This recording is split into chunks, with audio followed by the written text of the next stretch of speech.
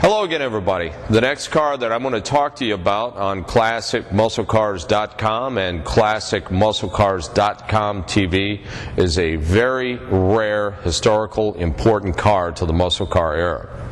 Now, we're going to take a little time and talk about this. Some of the videos I can just go right through them. This one is something that you need to sit back and listen and learn about, because this is a very, very rare car. And it's very important in terms of what it meant to the early days of fast cars that was before what is considered the real start of the muscle car era. Now, you know, in 1964, if you've done your research, if you've been on MuscleCarClub.com, for example, that the 64 GTO was always attributed as being the start of the muscle car era. But there was a lot of things going on performance-wise prior to that. You had the 348 tri-power cars. You had the 62 409 dual quad 4-speed cars, for example. You had the Swiss cheese cars, the Pontiacs, extremely fast. You had the Thunderbolts with the 427 side oilers. A lot of the 63 Impalas were racing out on the street in 1963, and this is a 63 that I'm standing next to. You had the Corvette. So the 61 Impala SS 409, for example, another rare car. Didn't make very many of them, but they did have an early start on the muscle car era. So it wasn't just the 64 GTO that started the muscle car era, because there was a lot of extremely fast cars before that. 426 wedge cars, max wedge cars, aluminum front end. So there was a lot of cars that actually started that whole muscle car era. Now, this is the American Motors version of an early muscle car. Now, folks, I've been doing this now this year for 29 years, and I will tell you honestly, I've never ever seen one of these. I heard about it, but never seen it. It is a very distinct car by the way that it is put together, what it's all about, and it's just an incredible rare version of an early AMC muscle car. Now, this is a 63 Ambassador. 1963, this car was voted the Car of the Year. It was awarded that by some prestigious publications. But they made different versions of it. They had a four-door. Most of the cars that you would have seen, the Ambassador, was the four-door version. And this is a 990 Ambassador two-door coupe. Extremely rare, but what is really cool about this car, that it was set up to be a muscle car, a sleeper on the street. 327 four-barrel. Now, not GM, not the configuration of the 327 motors that you're used to, American Motors 327, and I'll get to that and show you that in a bit. Something that is unbelievable that this car is equipped with is what's called a twin stick. I'm going to show you that in a second. But now let me move up to 1987. 1987 Hurst Olds 442. You remember the lightning rod shifters? And you remember those cars that had all the rods? It was called a lightning rod shifter by Hurst. It came in the Hurst 87 442. It was like nobody had ever seen anything like that at the time. It was like wild. You would look at it and see all these sticks sticking out of the console, and it was just totally unique for the car. Really didn't make the car go any faster, but it was cool because you'd pull down each gear. Well, this is a 1963. This car has got the same type of setup. Yes, you heard me right. It's extremely rare. I have never ever seen another one like it. I heard about it, I knew about it, but I've never seen one in person, and right here it is. This is a 3-speed manual with an overdrive, but it's a twin stick. There's 2 sticks sticking up like the lightning rod shifter. Now think about it. 1987, all those years forward from 1963. And here we have a car that was from the factory. Not Hurst didn't do this, but American Motors. And American Motors, even though people want to say what they want to say, American Motors was way ahead of its time on a lot of vehicles that they produced. And it was unfortunate because American Motors didn't have the money to compete like Ford or GM or even Mopar. Even though Chrysler Corporation got in a lot of trouble in the late 70s, the American Motors products were in that same type of trouble in the 60s. like Chrysler was in the late 70s when Lee Iacocca got involved with the Chrysler Corporation. So some of the other unique features with this car, and Jeremy and I were having a discussion, it's got an AM/FM radio with a vibratone option. We have an original window sticker, but these components are in the car. And Jeremy's going to show you this a little bit later on in this segment. But is just extremely rare for 1963. There was a handful, maybe even in Chicago, a big area, for example. And this car came incidentally from Winthrop Harbor, Illinois, which is just north of where we're at. But there was only a handful of FM stations that were available to even listen to in 1963. Everything was AM. So just to have that, it's just incredibly rare. The car is equipped with a remote mirror. The car has reclining bucket seats, factory tack. I mean, the car was way, way ahead of its time. And you know what? Just to look at this car, it's got an awesome look to it because it's not like the bubble box that you would normally see. Let's talk about, for example, 63 Nova, two-door poster hardtop. That was a bubble back. This has got a roof line that kind of reminds me of the Fairlane Thunderbolt. It's really got a cool looking roof line on it. Also, when you're looking at the front, the slope that you get from the front end and the way they notched in the fenders, just a very distinguished, cool look on the car. It's just, I guess it takes time in some cases for you to really like something. And now that I look at this car, it's like really cool because, you know, I've sold hundreds and hundreds and hundreds of cars over the 29 years that I've been in business. But to be able to have this here, to be able to put my hands on it and look at it, I can really appreciate the design and the work that went into this particular car. When Jeremy comes around and shows you in the back, it's got a little bit of a fin in the back. Very distinguished look for this car.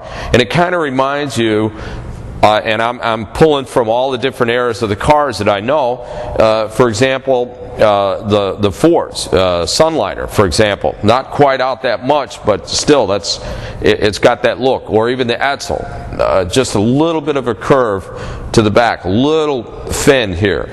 The tail panel, the tail light housings, everything is just in excellent shape. It's incredible that this car has been preserved to look like this after all these years. All of the stainless that's on this car and all of the pot metal is just in incredible shape for the age of the car. Now you've got stainless that's here, you've got pot metal that is going around for the trim for the roof line and some of the decorations here in the roof line. This is just incredible, folks. A lot of times you have to restore these parts, and a lot of times you can't because if you're replating pot metal, after a certain time you put it through to process to get the pits out of it, it'll just disintegrate.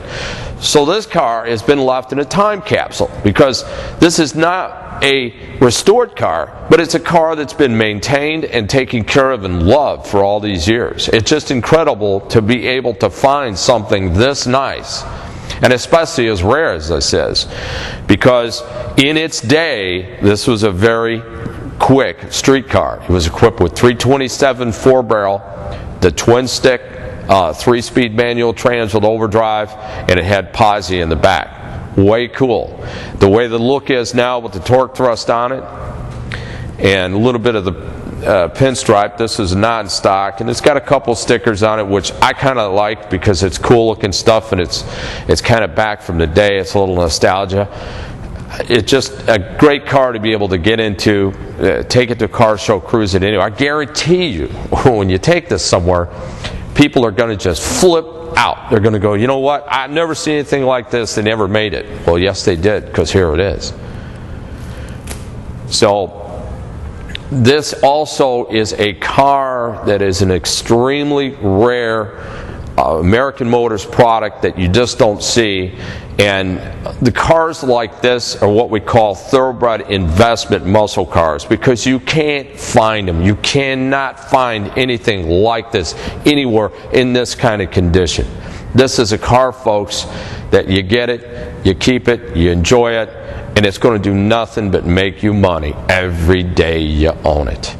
Now we're going to take a short break, and when we come back, I'm going to open up the hood and I'm going to show you some of the cool things about the engine bay and what this engine is all about, and then I'm going to show you the inside with a very rare twin stick shifter console.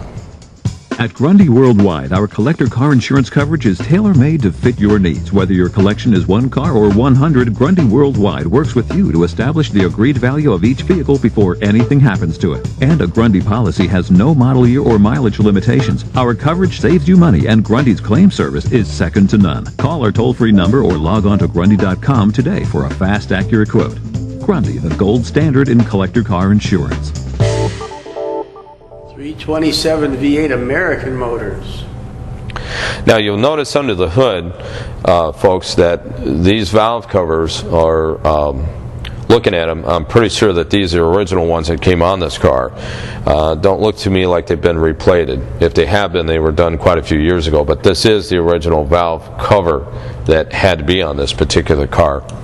The carburetor has been upgraded and the air cleaner has been changed, but this is one of the original styled stickers, Tri-Poised Power. Now this is the oil filter tube here where you would add your oil, and unlike GM, it's actually a little bit easier to be able to get in here and put oil. A lot of the GM oil filter tubes at that time, it was kind of a tight area to get into, and you'd spill a lot of oil and it would run down on the intake manifold.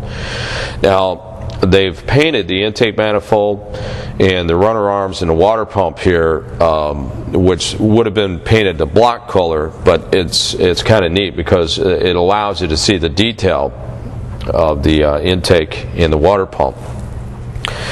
Jeremy and I were having this discussion here, and Jeremy knows a lot about electronics. This is a original Motorola alternator along with voltage regulator. Correct, Jeremy? Correct.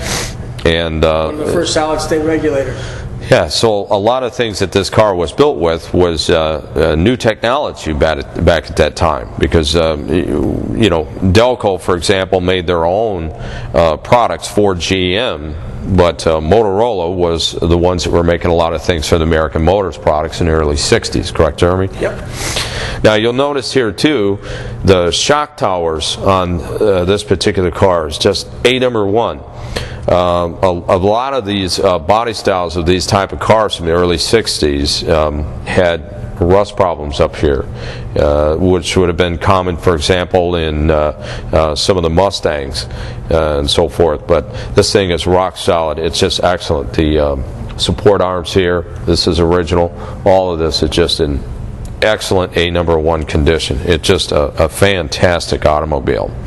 Now we're going to take a short break and a word from our sponsor, and when we come back I'm going to show you the inside of this beautiful 1963 Ambassador 990. Grundy Worldwide recognizes that as a car collector you want to protect your investment. At Grundy Worldwide we offer agreed value coverage, unlimited mileage, the highest liability limits, and most importantly, low premiums. For fast quotes on coverage in all 50 states and for worldwide touring coverage, visit Grundy Worldwide at www.grundy.com and do it today. The next thing, folks, that I want to show you is the interior of this very rare Ambassador 990. Now, what is very unique, and Jeremy's going to show you this twin stick shifter that's coming out of the console of this car is just awesome. This is a 3-speed trans, so you have reverse is up and over. This is like an inline gate. Here's neutral, here's first, and we're going over to second and third. So if you're running down the road, now you want to kick the car into overdrive, you press the button, pull the shifter back, you're in. Once it engages, you're into the overdrive. Just incredible technology for 1963. Have you ever seen anything like this? What about you, Jeremy? I've never seen one of these. It's just awesome. Another thing here that I'd like to point out, Jeremy is going to show you this now, is the all-transistor Rambler AM/FM radio. I mean, that's very rare, too, for 1963. Underneath that, and some of you guys out there remember, we used to have a reverbatone. This one's called vibratone. It's a speaker that's in the back that gives you like a reverb sound, so it kind of sounds like it's coming out of a cave. So anyway, I'm going to turn you over to Jeremy now, and he's going to give you a go-around completely of this car, and we're going to show you the underneath the rear end. It's got a very unique style traction bar under the posi unit of this really rare 63 Rambler 990 Ambassador two-door coupe. Hey, why don't you fire it up so they can hear what this sounds like?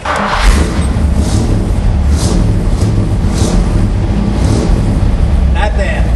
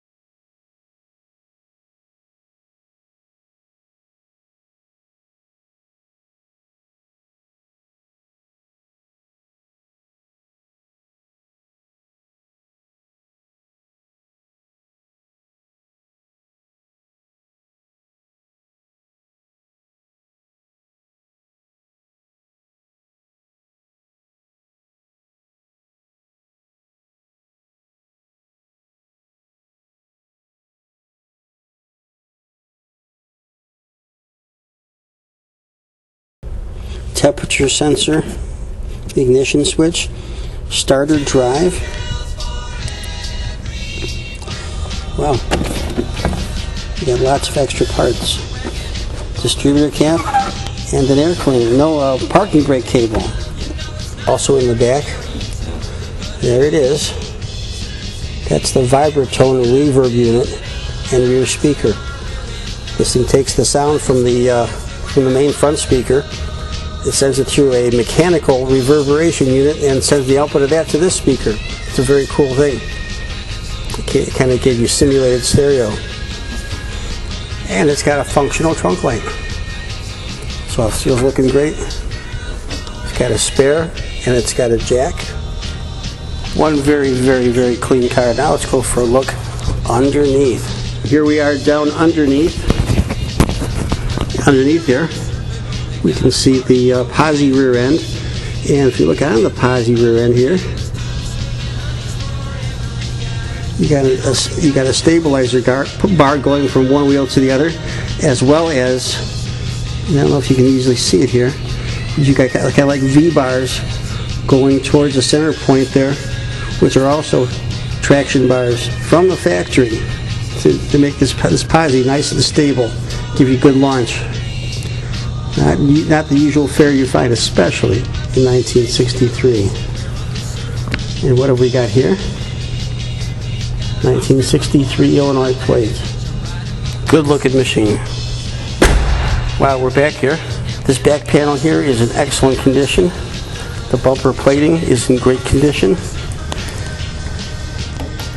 These are pot metal tail light housings. And those are in great shape on both sides. You've got chrome tips on the exhaust. And this, the insignia of the badge, this looks like it might be original. Yeah, it's probably original. The badging back here, the ambassador badge, as well as these little accent pieces of trim. Hot metal, looking like they're in excellent condition, as is this one. The glass is in great shape.